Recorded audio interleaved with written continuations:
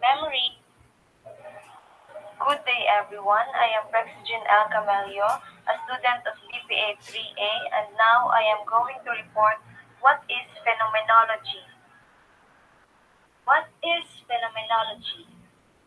Phenomenology studies the structure of various types of experience, ranging from perception, thought, memory, imagination, emotion, desire, and volition to bodily awareness, embodied action, and social activity, including linguistic activity.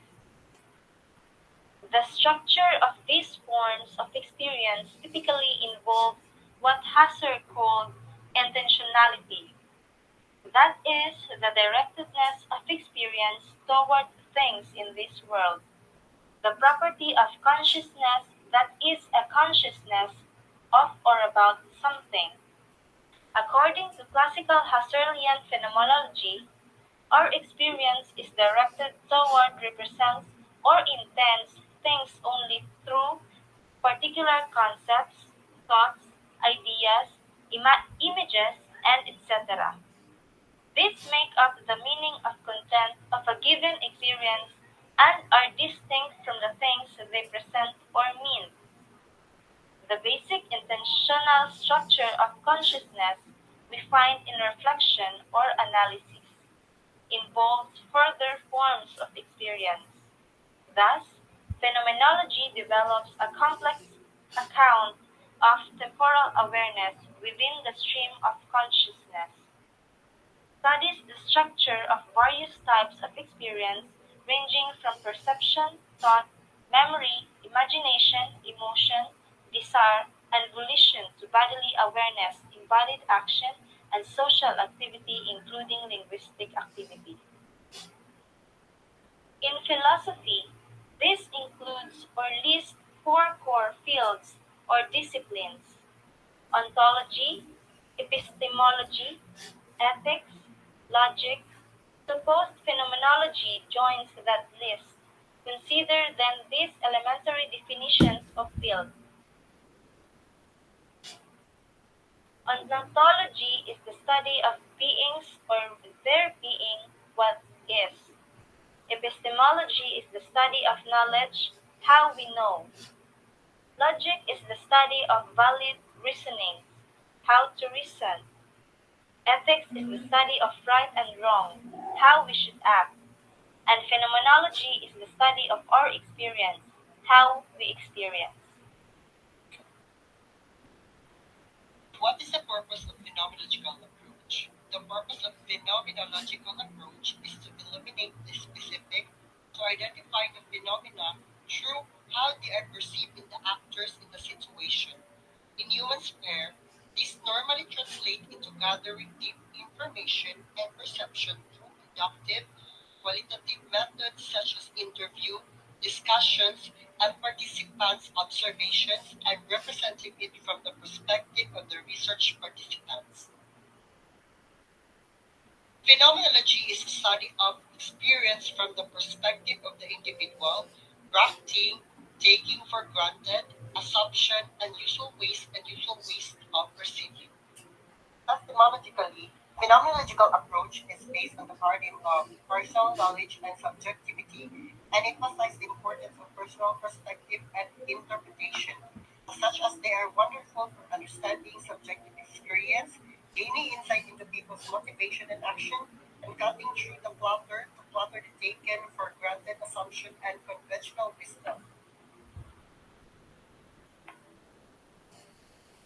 Phenomenological methods are effective at bringing to the fore the experience and perception of individuals from their own perspective, and therefore challenging structural or normative transaction, adding an interpretive dimension to phenomenological research, enabling to be used as basis for practical theory, allow it to inform, support, and challenge policy and action.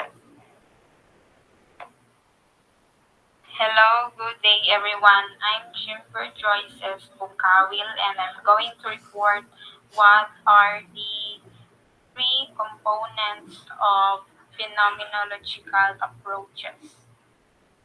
So in the table 1, the descriptions of three contemporary approaches to phenomenology can be categorized in three phenomenological approaches. So there are descriptions that describes the three phenomenological approach. First, the life world research. This is a blended approach that explores how daily experience manifests in the life world of individual through considerations of selfhood, socially, embodiment, contemporary, and spatiality according to the authors and scholars Peter Ashworth and Karen Duckburg, while in the second phenomenological approach, which is the post-intentional phenomenology, this defines that a blended approach that treats the phenomenon as a unit of analysis but asserts that phenomenon are multiple, partial, contextual, and in flux that are being continuously or simultaneously produced and producing, according to the author and a scholar Mark Vail. The last phenomenological approach is the interpretive phenomenological analysis, which is the most present type of contemporary approaches. This is a blended approach that aims to provide detailed examination of the life experience of phenomenon through participants' personal experience and personal perceptions of objects and events. In contrast to other approaches, the IPA in this the researcher performs an active role in the interpretive process, according to the author and scholar Jonathan Smith. So there are three types of a phenomenological approaches. So the IPA is first, which stands for Interpretive Phenomenological Analysis, and the second is the Transcendental. This means this is descriptive phenomenology, and the third is Hermeneutic Phenomenology, which means interpretive. So there are characteristics that the three are differs. So in terms of history, the IPA means that the development of an experimental qualitative approach grounded on health psychology. This focus on phenomenological idiography, while in terms of transcendental history, this is about the application of phenomenological philosophy to the study of human consciousness. While in terms of hermeneutic history, this is about the understanding of ancient texts and emphasis philosophy. So, in terms of the IPA philosophy, this means that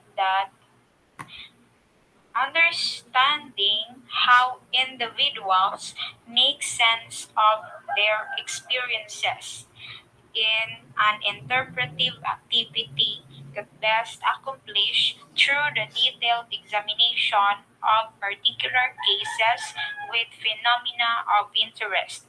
While in terms of the philosophy of transcendental, this means that there exists an essential perceived reality with common features that can be identified through the suspension of personal experience. While in terms of hermeneutic philosophy, this means that the suspension of personal lens is not possible, so interpretation is inevitable and even necessary to get beneath the subjective experience.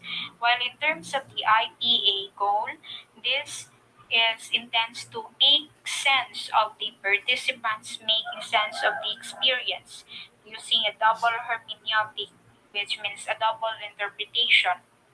While in terms of the transcendental goal, this is to uncover and describe essences of the phenomenon that have not been previously conceptualized. while in terms of the hermeneutic goal, this is to describe the meaning of the live embodied experience of a phenomenon. So, in terms of the methodological formulation of the research question, the IPA strategies was using questions like this. How does a particular person in a particular context experience a particular phenomenon? While in the transcendental, the research question also goes like this. What is the essential structure of the phenomenon of interest?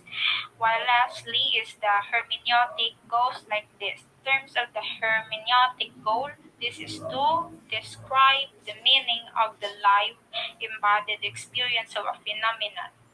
So, in terms of the methodological formulation of the research question, the IPA strategies was using questions like this. How does a particular person in a particular context experience a particular phenomenon? While in the transcendental, the research question also goes like this. What is the essential structure of the phenomenon of interest? While lastly is the hermeneutic goes like this.